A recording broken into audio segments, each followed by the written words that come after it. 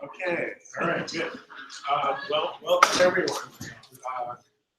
Yeah, it's a good crowd today. Anyway, today Eliza Heary is going to do her dissertation research, and it'll be great for us to see what she's been doing. First, I know what she's been doing, but we haven't seen it.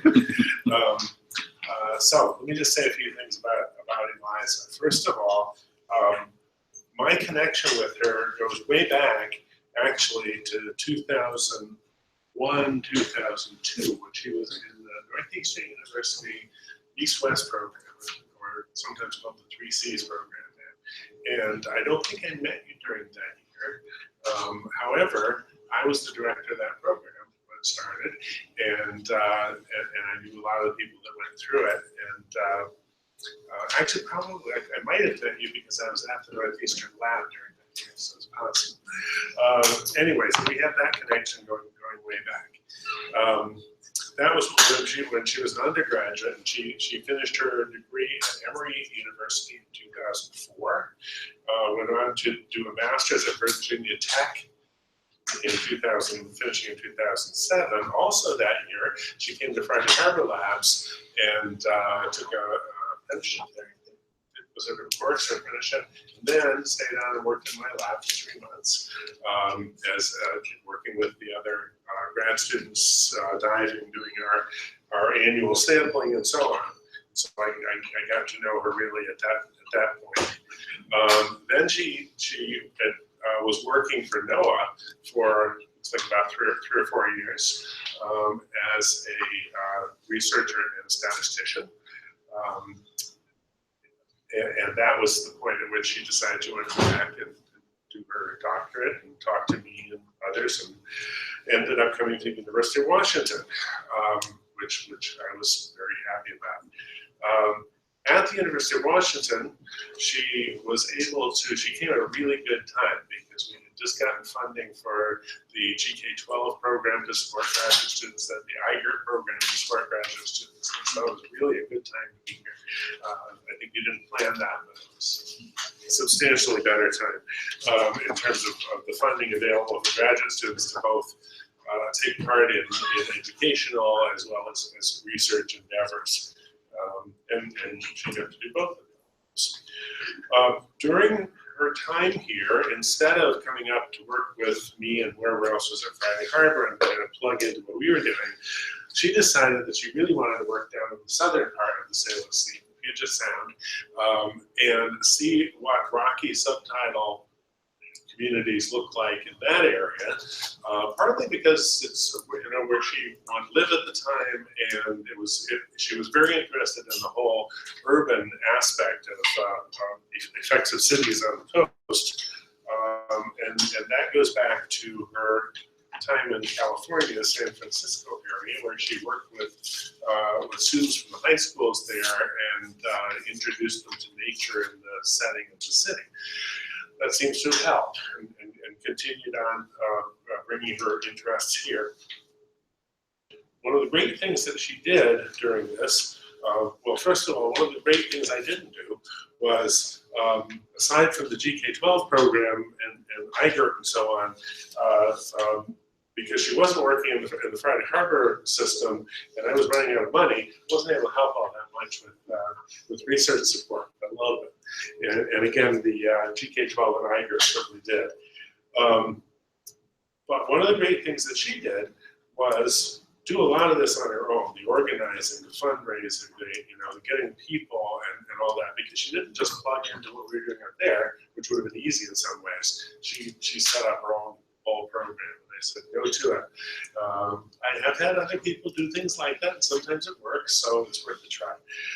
One of the really great things she did during this was work with what we now call citizen scientists, which are people who volunteer their time, scuba divers in this case, but they're not always, and want to help scientists collect data. This was a perfect opportunity. She needed a lot of field help. She was in a place where there actually are a lot of diving groups around that can be tapped. Now, of course, they have to then meet all the university standards. But she did that. She organized that group.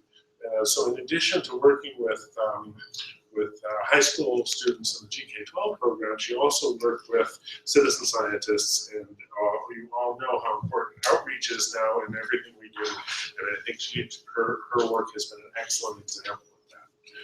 All right, so that's a little bit too much on her, but I will let her get started with her presentation today, which is City Dwellers, benthic subtidal assemblages in urbanized seascapes of Puget Sound.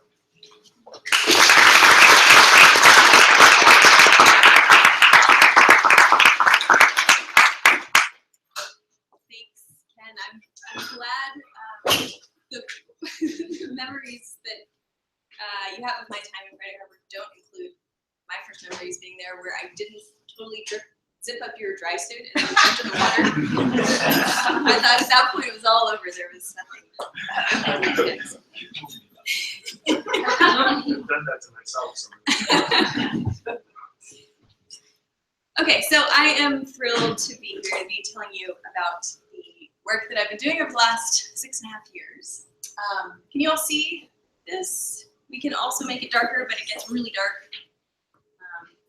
That's better. I think that's better. Okay. So first, to provide some context.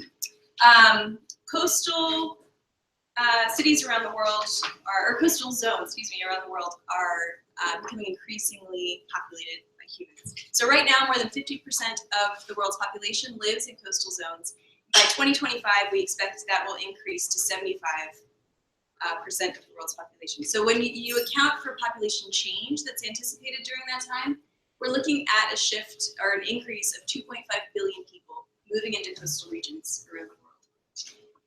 But that change is not happening in a uniform fashion. So here you have population change in U.S. coastal watersheds, counties, from 1970 to 2010. The darker blue color is an increase of 500,000 people or more.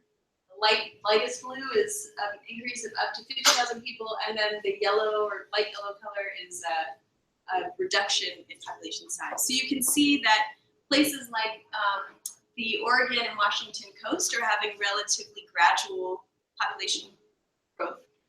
Some places in the Gulf are actually seeing a decline in population, but most coastal cities, places like LA, San Francisco, and Seattle, this is where the most rapid growth is occurring. And this is a pattern that you see across most continents, everywhere. We're having this coastward migration and rapid population growth in coastal cities. So here you have 4 coastal cities that are in the US. On the upper left is New York. Upper right is San Francisco, bottom left is Boston, and the bottom right is Seattle. And in all cases, you have development occurring right up to the water's edge. So as city dwellers, we think of that as being the line where the city ends. But in fact, urbanization extends well beyond that. And in one way that occurs is through the addition of all these sorts of artificial structures. So this includes riprap, which is the rocky material that makes up jetties and seawalls, breakwaters, things like that. And then there's also this vast array of other junk that's down there. So toilets, refrigerators are pretty common, tires, anchors, sunken boats. There are garden statues in some places. Ed and I have found automated handguns and all sorts of weird things. Pretty much anything you can imagine, it's down there somewhere, I suspect. So this is a video tour of some of those artificial structures. It's starting, this is in Elliott Bay, it's starting looking south at downtown. In the image here is Rhoda Green, who has been a tremendous help as a diver over these many years, along with Ed Gillickson up front. So these are some of the things you see. Tire reefs are pretty common. These are just bunches of tires that have been tied together and thrown overboard. I think that was done, probably deployed in the 70s. Our old construction materials all over the place, so corrugated piping like this. You see in a couple different places, and that's utilized by rockfish and other critters. Concrete slabs, so old pieces of sidewalk are all over the place. And then this is that riprap, that rocky material. And so this is at the base of a breakwater, but you can see that it's really inhabited by a variety of different critters. So what are the characteristics of urban subtidal environments? One, lots of novel habitats. So these are the artificial structures I've just been talking about. On top of that, they tend to have higher nutrients and higher levels of pollutants. So these are coming from a variety of sources, point source pollutants, general urban runoff, other things upstream. And that's just par for the course in urban environments. And then on top of that, there are all sorts of other potential shifts that might occur. So first is altered salinity.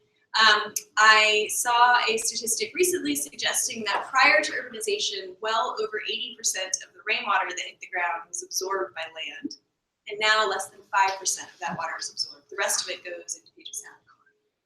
At the same time, though, we've redirected rivers and done all sorts of other things that could change salinity in the other direction. So it's not clear to me in which direction salinity has changed, but I suspect it is altered from its original state in some way.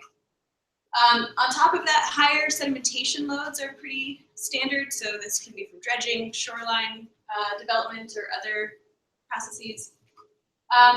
And then there may be all sorts of biotic processes at play. So lower apex predation and fishing in cities is possible. The fact is, though, we really don't have a good understanding of what processes are occurring in these environments because they are especially understudied. And at the same time, they are expanding rapidly. So as these types of habitats proliferate, there are many questions that remain unanswered. First, just basically, how are they structured and how do they function? On top of that, it would be great to know more about which processes in these environments are most important for maintaining the ecosystem services upon which we rely as city dwellers ourselves. And then it would be great to know more about what additional services are possible with habitat enhancements and general development that's just done in a more conscientious way and that is informed by science.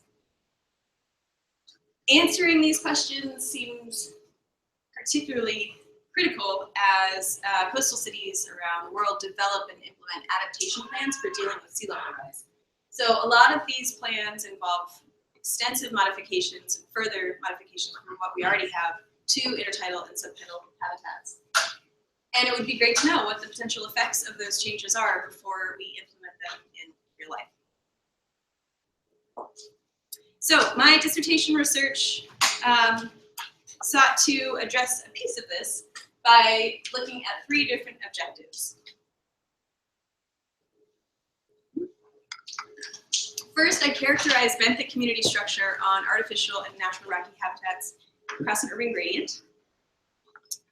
Second, I evaluated the effect of macroalgal detritus from artificial structures on surrounding soft sediment assemblages. And third, I characterized urban-related distribution patterns and the use of urban habitats by the marine mesopreddator giant Pacific octopus. So diving into part 1. Here I wanted to characterize benthic community structure on artificial versus rocky habitats. So this type of comparison has been done a lot in the intertidal zone and other regions. In those comparisons, they've found considerable differences in the intertidal communities that live on natural rocky shore, like what you see in the black and white photo, and the breakwater type of habitat that you see on the left. And mostly those differences have been attributed to physical features like crevices or other microhabitats that retain water and change the physical conditions for intertidal organisms. In the subtidal, these types of physical factors are not quite as important, generally speaking. So my hypothesis here was that the benthic community would be comparable between these two habitat types. Secondly, I wanted to characterize the community structure across an urban gradient. So in past work in Italy and in Australia, they found that urban environments tend to have much more filamentous algal turf, like what you see in the image here.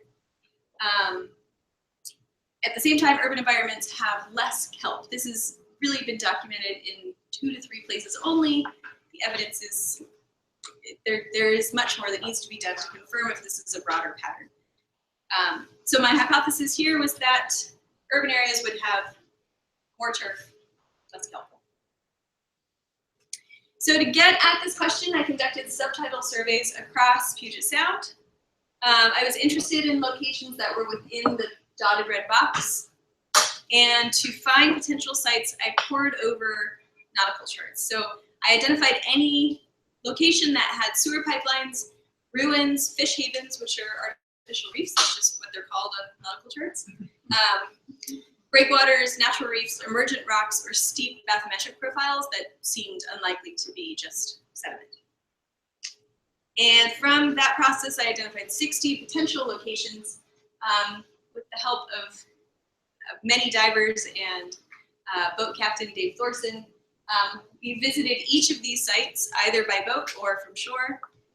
And of those, we identified 36 that met the criteria of having subtidal rocky substrate between the depths of 3 and 13 meters.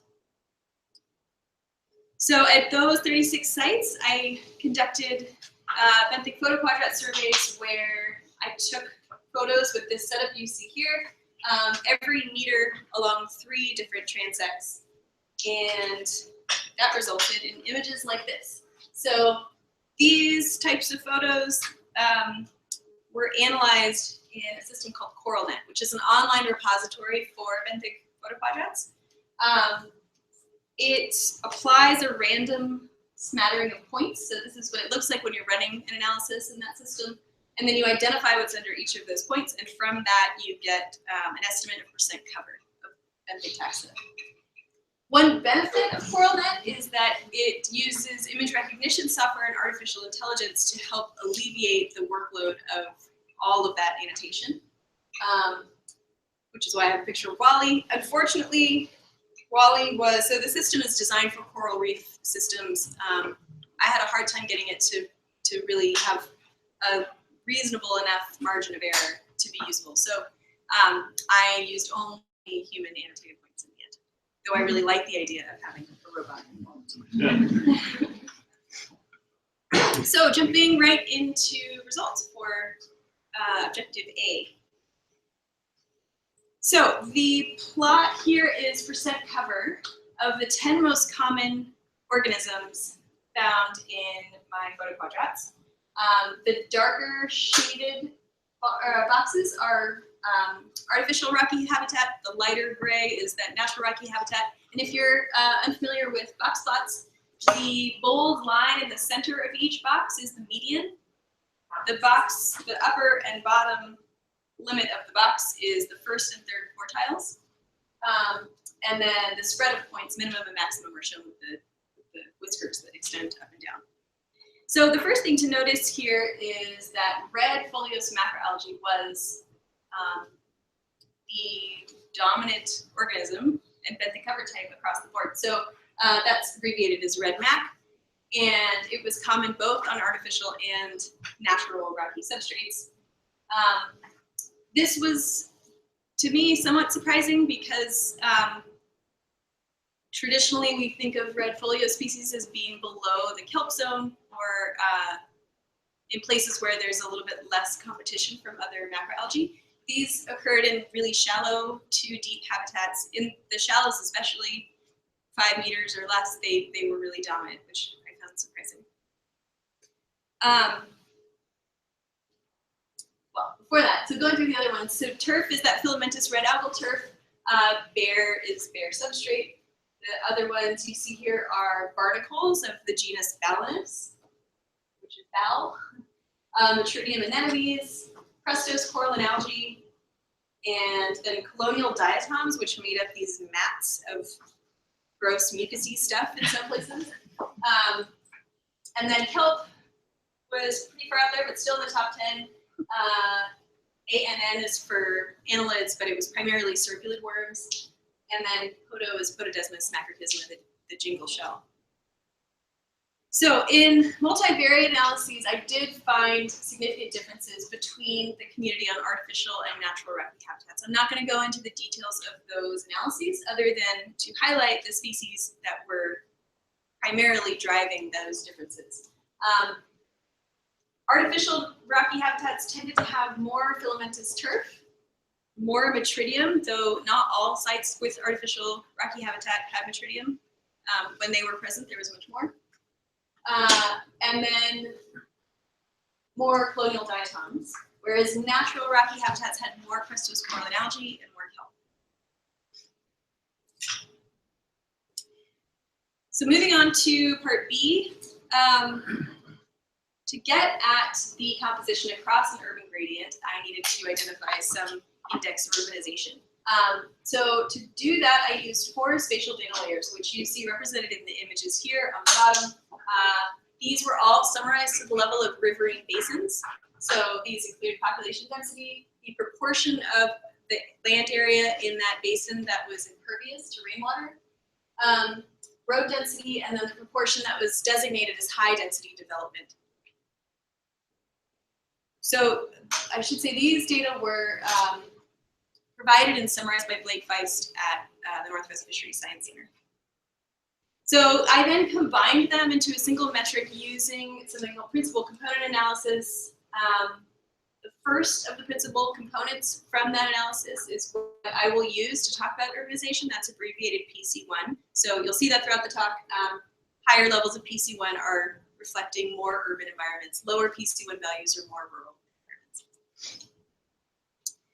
And then I considered several other potential factors as well. The depth of each location that was just recorded in the field, and then 3 parameters that were estimated from a hindcast simulation model that's described in Sutherland et al., but they were provided by Parker McCready in oceanography. So flow, salinity, and temperature. So the results here. Indeed, there were significant relationships between the percent cover of filamentous algal turf and PC1, and between kelp and PC1. More urban areas tended to have more turf and less kelp. So this is what we would have expected based on literature from other locations. In experimental studies in Australia, they found that turf tends to respond positively to higher sedimentation rates and to elevated nutrient levels. And there's evidence that kelp also has the opposite response at multiple life stages, so both in the comedophyte and sporophyte stages. We know also from other systems that a shift from kelp to turf has considerable implications for diversity and for ecosystem structure. But we did not evaluate the drivers behind this. This was observational, so it's correlation, not causation. And on top of that, there was considerable covariance between urbanization and what are probably naturally occurring environmental gradients. So especially, there was a negative correlation between surface salinity and PC1 that you see on the bottom left, and then also a negative correlation between average water velocity or flow and PC1. So, So what does this mean? Coastal cities tend to be located in these low flow settings where they're on protected waterways and there's a lot of freshwater input. Okay, so summarizing that chapter, it does appear that subtidal benthic assemblages differ between artificial and natural rocky habitats. And in more urban areas, there is more turf, less kelp. But is this the result of urbanization or natural environmental gradients? The answer is, I don't know. But that limitation is something that reflects some of the ongoing challenges we should expect with trying to understand urban marine environments. Most coastal cities around the world are located in estuaries, at the mouths of rivers, in protected bays where you're going to have lower flow rates and lower surface salinity. So to address this, we're going to have to expand both the spatial and temporal extent of observational work, but a lot of experimental work is also going to be needed. So this leads into my the second part of my work.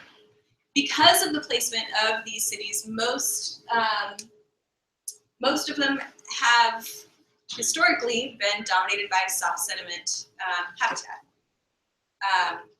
But through urbanization, we add all sorts of hard structure, and presumably this results in sort of a patchwork of hard and soft habitats that are all kind of intermixed.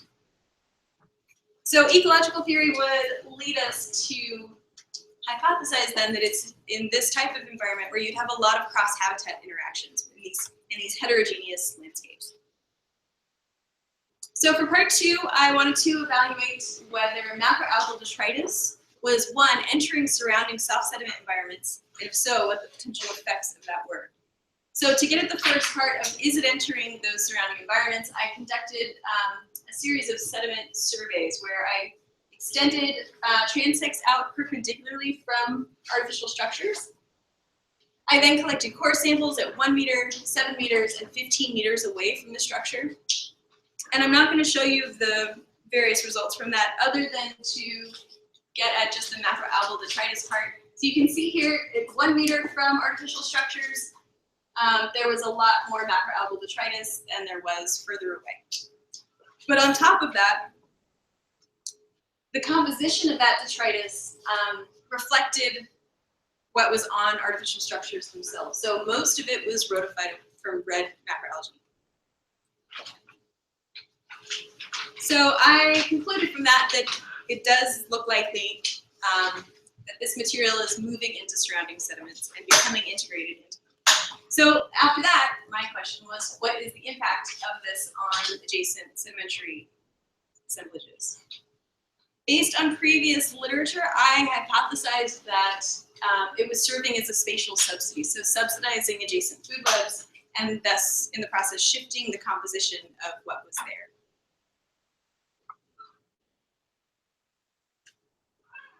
To get at this part of my project, I conducted a series of enrichment plot experiments. So this involved taking red macroalgae, shredding it up into lots of little pieces, and then incorporating it into these sedimentary plots like what you see on the bottom right. So these plots were a ½ meter in diameter, and the material was hand churned into the top 5 centimeters of sediment. So this was based on methodology developed by Melanie Bishop and colleagues in Australia for a series of intertidal experiments. We had to adjust that to work in the subtidal zone, which took some trial and error for sure, but we figured out how to do it ultimately. We ended up doing 3 rounds of experiments in the summers of 2013, 2014, and 2015.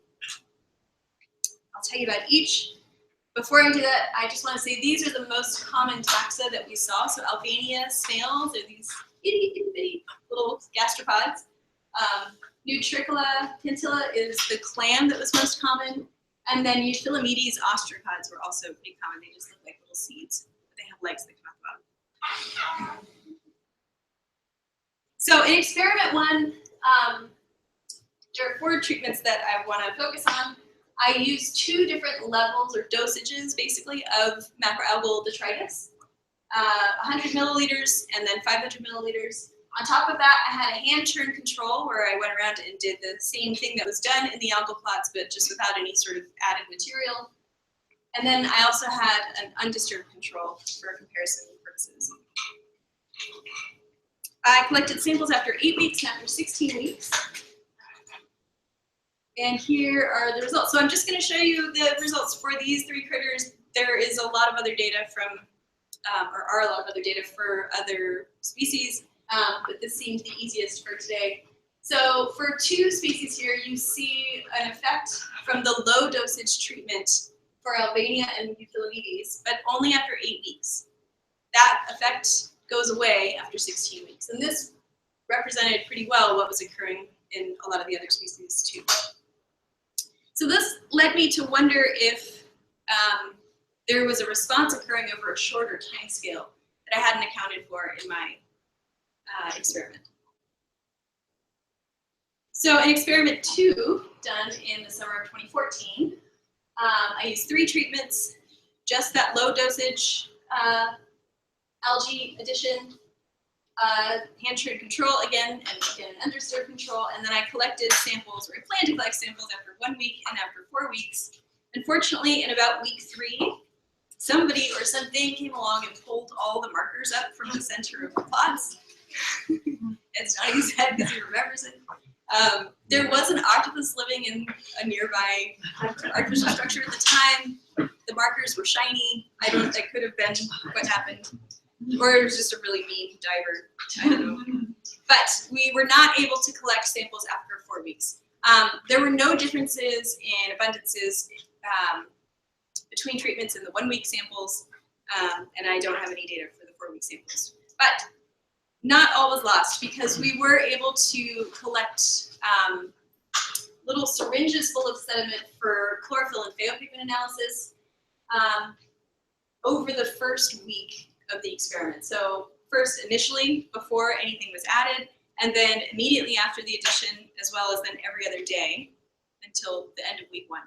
And from that we saw this rapid decline in algal content. So chlorophyll went down really fast. Phaeopigment had kind of a delayed peak, but also showed no difference between the different treatments within 96 hours.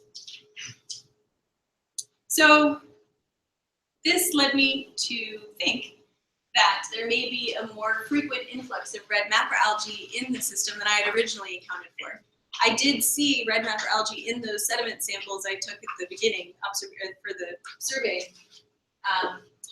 And the fact that that was there, and this was also happening, suggests that maybe that influx is occurring on a regular basis. So this led me to a 3rd experiment in the summer of 2015. Here I had a weekly algal addition treatment where every week I added algae and then did a hand churn control every week as well. And then I also reran the treatments where I added algae initially and did hand churning initially for comparison purposes with previous years. And then I collected core samples after 3 weeks and after 7 weeks. So I'm going to just the results from treatments A2 and C2 were comparable to past years, so I'm not going to focus on that here. Just going to show you results from the weekly additions. And here's what I found. After 3 weeks and after 7 weeks, the weekly addition of macroalgae depleted or reduced the abundance across most of the taxa that I observed. I didn't see any species responding opportunistically or increasing in response to that weekly addition of macroalgae. And that seemed to persist into week 7 pretty consistently across the board in terms of taxa. So what's the potential mechanism at play here? There are many possible options, and evaluating these options, again, it would require further study to discern what's going on. But I do just want to discuss them briefly. It is possible that anoxia was happening Whether anoxia can occur depends on a lot of different factors like the porosity of sediments. But these were sands. Anoxia would be unusual in that setting given the amount of algae. And I didn't see much evidence to suggest anoxia in the field, but that is always possible. Contaminants could be at play. So red macroalgae absorbs heavy metals and other contaminants that could be problematic for invertebrates, and that could have just been concentrating that material, those contaminants into the sediments. They also have a lot of defensive compounds that herbivores certainly don't like, and that could have had effects up the food chain. And these are just three of a vast array of possibilities that, like I said, would require further testing to distinguish between. In summary for this one, though, it does look like red macroalgae enters adjacent sediments. The response to this influx seems to depend on the frequency of influx of that material. When it's really frequent, there's a negative effect. Further study is needed to get at those mechanisms, but this outcome alone is potentially useful for management purposes.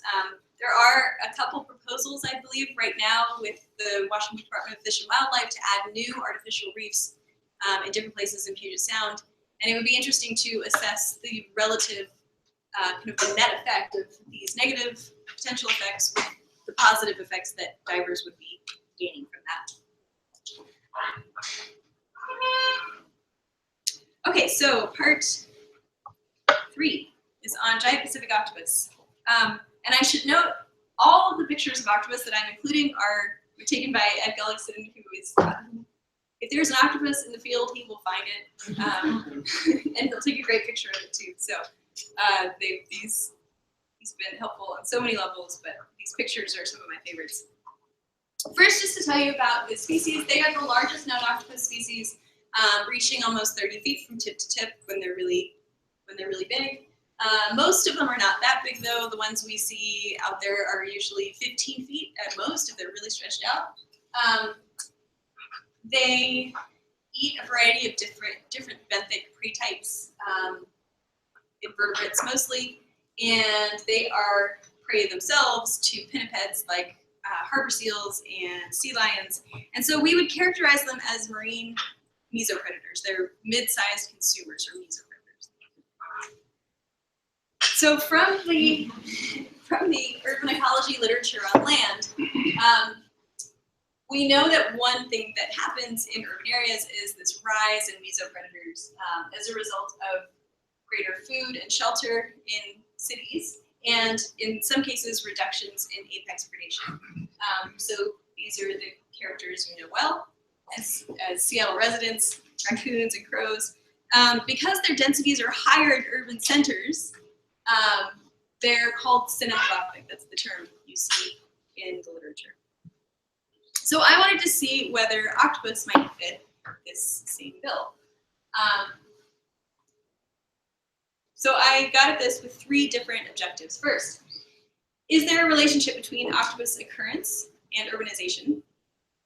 And for this, I hypothesized based on preliminary observations, and completely anecdotal, that octopus would be more common in urban centers. Secondly, I was wondering if octopus abundance was correlated with anthropogenic debris. Most divers in the area would tell you that the place to find octopus is where there's a lot of junk, but I needed to confirm that to make sure that it held water. and my prediction there was that there would be a positive correlation as the local dive community would suggest. Third, I asked, do octopus diets differ with urbanization intensity? Based on what I'd seen in the field, again, with octopus that were very large, many of them, and with lots of debris from what they'd eaten in cities, I hypothesized that there would be more prey and larger prey items in more urban areas.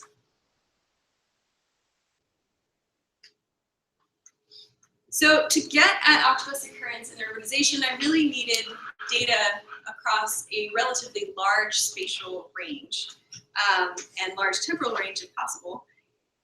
So to do this, I used data from the REEF program. The REEF program collects citizen science data. They train divers to go out and count the number of critters that they observe on recreational dives. Those data their counts are recorded in terms of order of magnitude abundances. But for something like giant Pacific octopus, where they're pretty big and they're living in relatively low densities, this was most useful just in terms of presence-absence. So I used presence-absence data from what they've collected. And then I had a variety of explanatory variables that I incorporated into my model for octopus occurrence. This included that PC1 term for urbanization. And then from the REEF program, I had the bottom time from each survey and the visibility on each survey. Also, they reported depth, date, and habitat type. And then in past work by David Shield at Alaska Pacific University, he has found a pretty strong relationship between oceanographic variables that are related to temperature and octopus bycatch in some of the Alaska fisheries. So especially he's highlighted the negative correlation with Pacific decadal oscillation. So I included that in the model as well. All of this went into a big, ugly, mixed effects logistic regression, which I won't go into the details of. But essentially, I used the model with a variety of different parameters, the ones you see here, and some other ones as well, and compared the fit with those different lists or combinations of variables to see which were the best predictors of octopus occurrence. So here are the results of that. On the top of this plot, you've got the parameter estimates. So values that are greater than 0 reflect a higher probability of octopus occurrence. Values that are lower than 0 reflect a lower probability of octopus occurrence. So bottom time and visibility, as those increased, you tended to probably, this is a detection issue, not a presence-absence issue, but there tended to be more octopus observed the longer you were underwater and the better the visibility in the field. And then there was this interesting relationship with depth. So I aggregated depth into 4 different bins, and that process was also, I identified those bins based on what model fit was best. So S-I is shallow to intermediate. That was 12 to 18 meters. Intermediate to deep was 19, or I-D was 19 to 24 meters, and then the deep category was greater than 24 meters. So as you go deeper, you tend to see more octopus. Month and year were included in the model because they provided a better fit, but there was no real strong correlation there. I did see these estimates with a higher probability of encountering octopus in rocky habitats than in soft sediment. And then as expected, Pacific decadal oscillation was negatively correlated with octopus occurrence. And then lastly, the one of my primary interest was this here at the bottom. Opposite to what I expected, there was actually a negative correlation with PC1. So overall, in more urban areas, you saw fewer, you were less likely to see octopus. So this is my little graphic to summarize that. Higher probability of encountering octopus, deeper waters, rocky habitats when it's cooler because of the PDO variable, and in more rural locations. But I was interested to find that the fit of the model was considerably improved by the inclusion of one additional term, and that is this depth PC1 interaction. So as I looked further into that, here's what I found. These are the predicted probabilities of occurrence from the model over a range of PC1 values, but within each of those depth intervals. And you can see that trend of the probability of occurrence decreasing with PC1 does occur in the shallower habitats, but in deep habitats, the pattern is actually the opposite. So on deep dives that were greater than 24 meters, your probability of encountering octopus increases in cities and decreases in rural areas. So why might this be? There are a whole variety of potential reasons, some really complex. One thing though may be junk. A lot of the stuff that I see at the bottom of Elliott Bay is probably stuff that's gotten there because somebody brought it out on their boat and just pushed it over the side while someone wasn't looking. And I wouldn't be surprised if that is more likely to occur when you're a little bit farther from shore. Unfortunately, I searched far and wide and I don't know of and couldn't find any data sets where someone's documented the depth distribution of artificial structures. So if anyone knows of a data set like that, I'd love to hear about it. That's something that should be assessed further in the future. The first thing to do now, though, is just to really confirm that there is a relationship there between more artificial structures and more octopus. So that's what I did in the next part of this. For this, I conducted video transect surveys at 4 different sets of paired sites. So these were all the places I knew of and could find that had comparable sedimentary habitats with comparable bottom profile that were nearby each other, where one of them had lots of junk and one of them had very little. So I did these video surveys on each of them. I had a laser set up attached to the video camera so that anything that was captured in the frame could be measured. Those laser pointers were at a fixed distance apart, and that allowed you to measure what's there. I've included this picture not because it serves any purpose other than I think it's funny. It's a chassis on its side with the laser pointers making it look like a robot of some kind.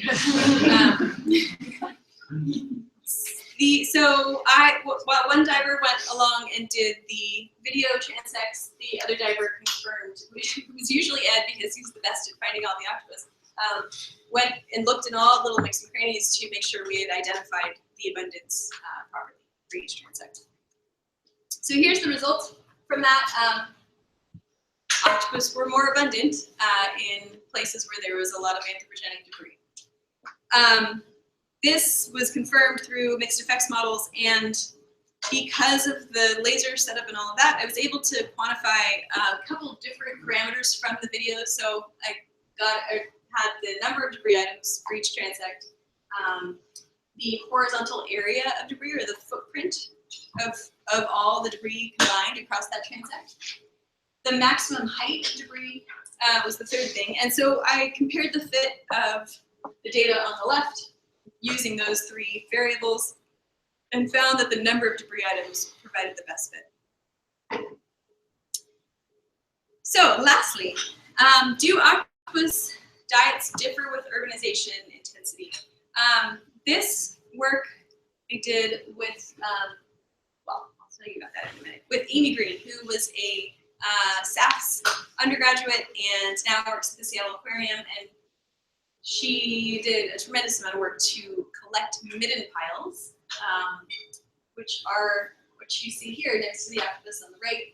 Basically, octopus are really messy eaters. They go out, find their food, inject it with venom, and then while it is, that venom is kind of digesting the tissue, they bring it back to their den, and then they kind of suck all of the stuff out from that, and then all the shell remains end up in a pile outside of their den, where they're very conveniently accessible for the diver who wants to come along and collect them. So past studies have found that that's a pretty good proxy for diet composition, and that is what Amy and I used to get at their diet. We collected middens at each of the sites with the little triangles, and then Amy had to haul them around, which sometimes meant taking them to class, and they smell really bad. It's always really interesting. But she ended up going through each of them, and we would identify all the different components of what was in there. And because, I mean, often they're broken, but you can see the shell pieces are often broken, but you can usually figure out pairs and identify how many individuals were in there from that. So here is a summary of the composition of middens overall. The most common prey item was Cancer productus, the red rock crab. Another common item was Pododesmus macrochisma, the jingle shell. On the left here, you have the proportion by number, but then we also tried to estimate the biomass of tissue that they were likely getting from that prey, based on length-weight relationships from the literature. So based on that, it looks like red rock crabs do provide a good bit of meat, of tissue for consumption. The Pododesmus, Amy was calling them potato chips because it looks like they just kind of cruise around, maybe pop it off a rock and eat it, but it doesn't have a whole lot of caloric value. But these patterns varied a lot from one midden to the next. Even within the same site, different individuals would have really different midden composition, and we could find no patterns that were spatial. So diet appeared to be unrelated to urbanization intensity. So in summary there, giant Pacific octopus may be synanthropic within specific habitats, and specifically I mean in deep habitats greater than 24 meters. These results should be considered cautiously because the model really did have limited predictive power, and also because there were overall negative relationships between occurrence and urbanization. The number of anthropogenic debris items may be a factor influencing that, but we won't know for sure unless we have depth distribution of that debris and more info in general. It does look like a trophic mechanism for that pattern is unlikely though. So zooming out to larger conclusions from this overall. Subtidal urban structures support distinct benthic assemblages in Puget Sound. This was an interesting finding because past work really is focused on the intertidal. We do see differences in the subtidal as well, and that could be relevant for management purposes. These assemblages affect surrounding ecosystems by increasing the influx of red macroalgal detritus specifically, which, as we saw, has potentially negative effects depending on the frequency. And then marine urbanization leads to complex effects on the giant Pacific octopus, and possibly that can be used as an example mesopredator. What seems like a likely mechanism there is that anthropogenic debris is used as shelter, and more work would need to be done to see if there are other potential mechanisms at play. But you've heard me say over and over again, we need more work on this, that, and the other. There's no way around it. There just are not enough data to get at the many questions that are out there about urban marine environments. This is a first step in looking at some parts of the subtidal urban environment in Puget Sound. But these types of habitats are expanding at such a rapid pace globally, and we're going to need more science and more data to understand how to deal with that and what it means. So I have so many people to thank, and I've run over the time I'd hoped to, so I'm going to go really fast through all these. All of the people who've helped in the field, I'm so very grateful for the time that you put in. In particular, Rhoda Green, Ed Gullickson, and you put in so much time, many, many hours, many of uncomfortable hours in cold diving conditions in the middle of winter, with water freezing on the road and while we're trying to get into our dry suits. I've subjected them to all sorts of things, and they've put up with it amazingly. So all of this would not have been possible without them. Many interns and capstone students have been involved in all of the sample processing and photo ID. I've also been really lucky to have extra help from whoever I could rope in, including my parents, and many others that have been part of the Zobot program at the Friday Harbor Labs. My committee has been amazing, and I mean, I picked everyone on my committee because I knew they were amazing to begin with, but that only was underscored over time as I worked with them, and they all provided really helpful ideas throughout my time here. I mentioned, I think, throughout this that data was provided by several people. I also want to thank the Mast Aquarium and Russ Higley, the Seattle Aquarium and Sean Larson, for both of them for opening up facilities for us to run experiments. And then I've been really lucky to have guidance from a ton of other people, all of whom have been really helpful. Here are all the Stevens Lab boys doing their Stevens Lab boy things. And they've all been wonderful as well. And then much to be grateful for on the front of financial support. And with that, I will take questions.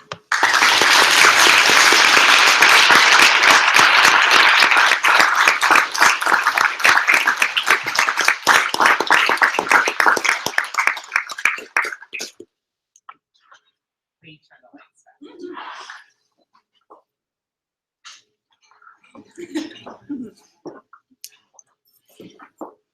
Yeah. I'm curious how much you know about how frequently you have to move around during the day or throughout seasons, and whether that's really long distances or are they trackable?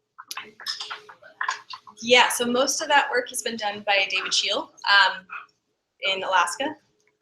There was a study in 2002, I think that's right, was the last one where they looked at that. Prior to that point, they thought their home range was really large, like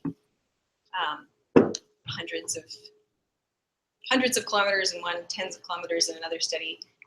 But more recently, it looks like they don't move very much, especially if they have the resources they need. They will go back to the same den, hang out there. They're not the easiest to track because any tag you put in them, they rip out. But there are some smaller tags that they've just figured out how to get into their tissue and then it stays. So I think there's somebody in California who's now looking at that again with that new technique. But yeah, it seems to be more limited than we once thought.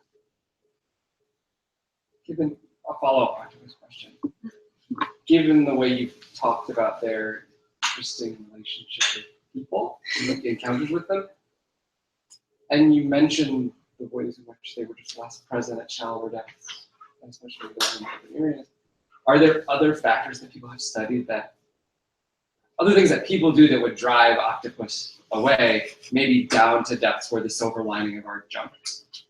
It does. The silver lining of our junk. I like that.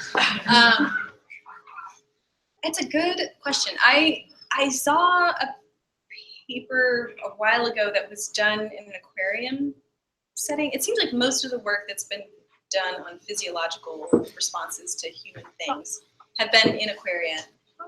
There was one about noise pollution, the potential effect of noise pollution. I think it actually wasn't just about octopus, it was about cephalopods more broadly. So that could have an effect. There's so many things though that we do to change those systems, and I think it's possible many of them could have a negative effect in the shallows and make it not a desirable place. I've wondered a lot about all of the sea lions and seals that hang out in urban settings and whether there's some sort of depth refuge there. There are a lot of cool videos on YouTube where it's like seal battles octopus, who will win? But there's a real risk if you're a seal to go catch a 30-foot long octopus. You probably wouldn't go for anything that big, but you certainly wouldn't go for. I wouldn't go for anything that big at depth where you are at risk of drowning. I don't know. Lots of potential ideas. Jason. Great talk. Thanks. And since I work at the School of Aquatic and Fishery Sciences, I have to ask a question about fish. Awesome. So back to your first section with your differences between nature and culture. What do you think, why does that matter for a fish or a crab, or does that matter for fish or crab there? I don't feel like I have enough data from this system to show that it really has a big impact.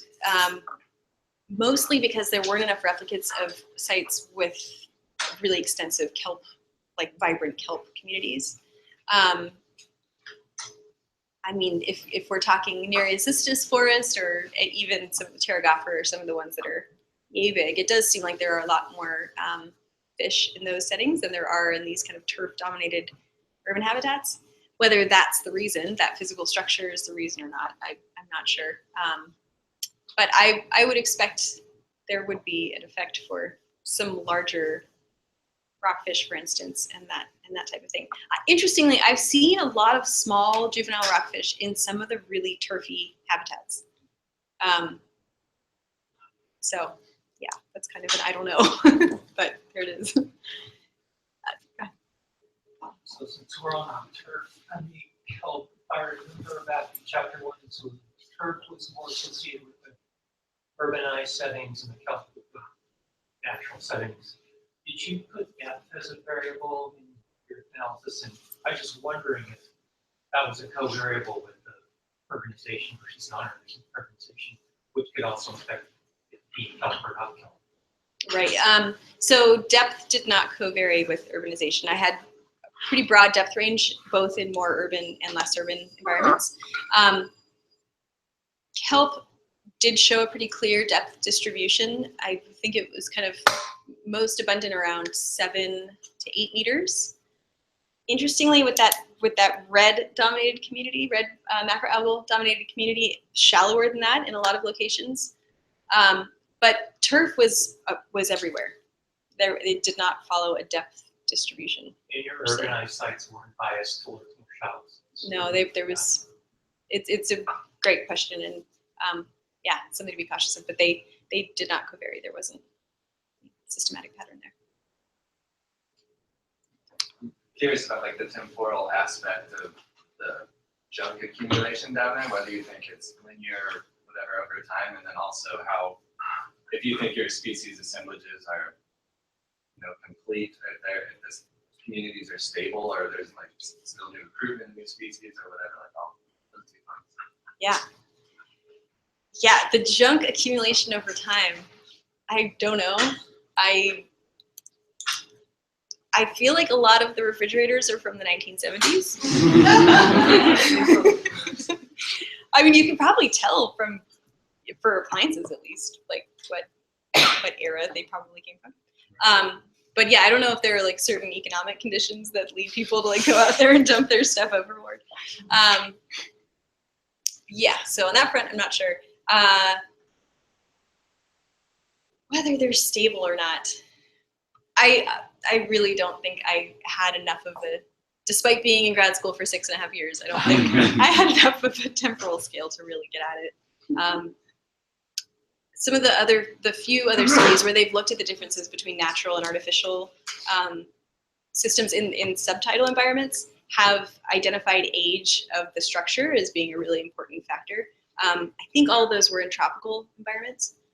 But yeah, I don't feel like I have a good sense of it here.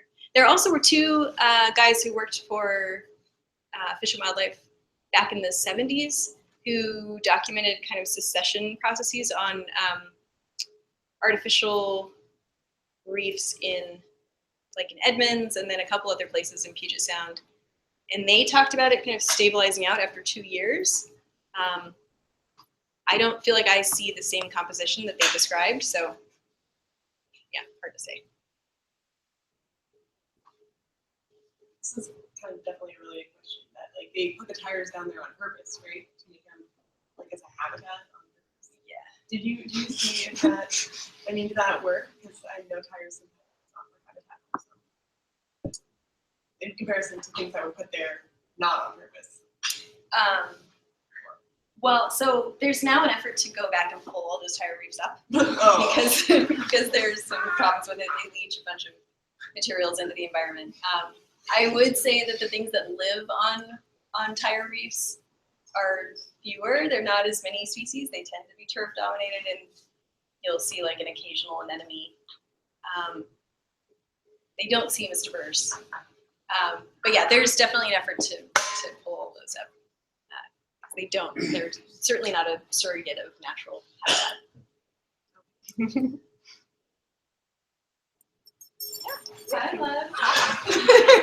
I'm wondering if you have some idea of the ratio of availability of natural habitat versus man-made structures in Puget Sound or in urban places in general. Like when you're talking about sedimentation rates, I was thinking maybe there's so much sedimentation that all the natural substrate gets covered up, and then there's a bunch of junk on top, and it's better than nothing. Like, what's your sort of impression of what that ratio is? So, yeah, so the ratio, I'm not sure of the exact ratio per se. I would, I mean, if you're thinking of it from the perspective of a hard substrate organism, certainly that is the case, that having artificial structures making life better for you in an environment that is predominated by sediment.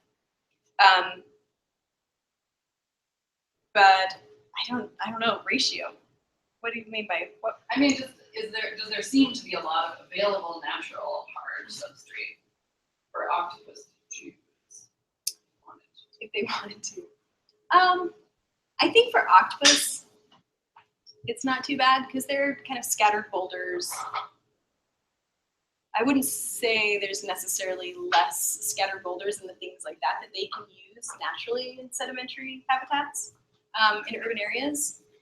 But if you're looking at it more from like particles across the board, or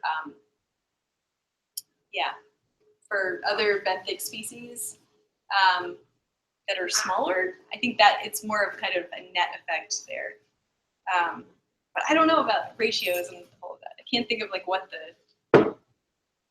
it's just really hard to say what would have been there otherwise and what is there now.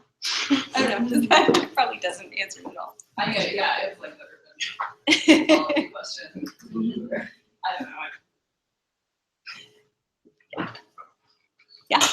Getting back to the third versus thing.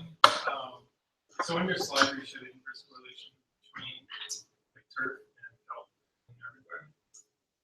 You were very adamant about this is a correlation, not causation. And I'm just wondering, not knowing anything about these two things, like is an unspoken potential causation that, like I assume that help need to attach to something, and that potentially this like lawn of turf could prevent that attachment, or is there something else?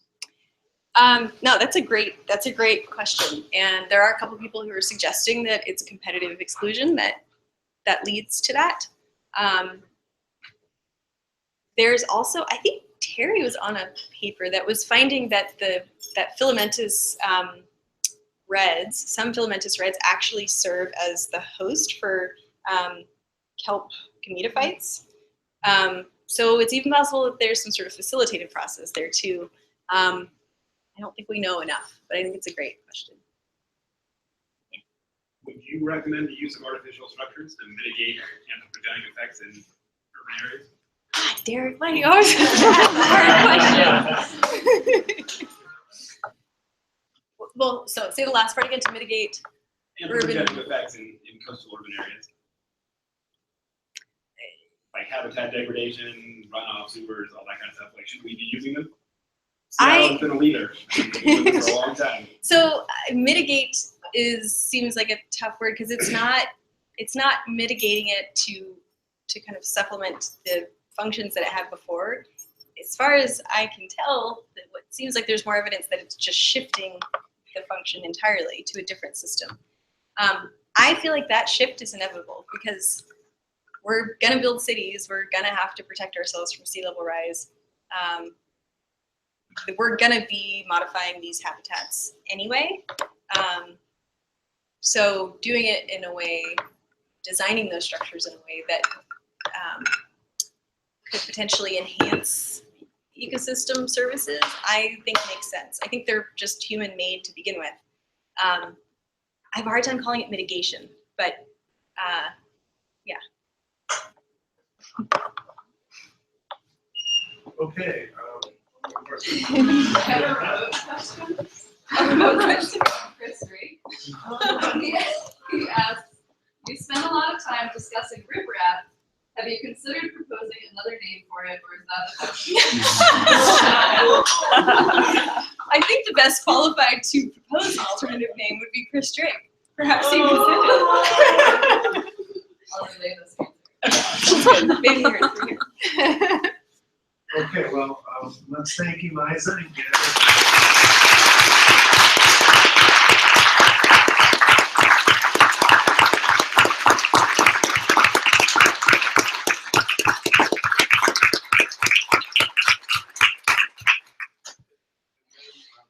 saying we're gonna have to mitigate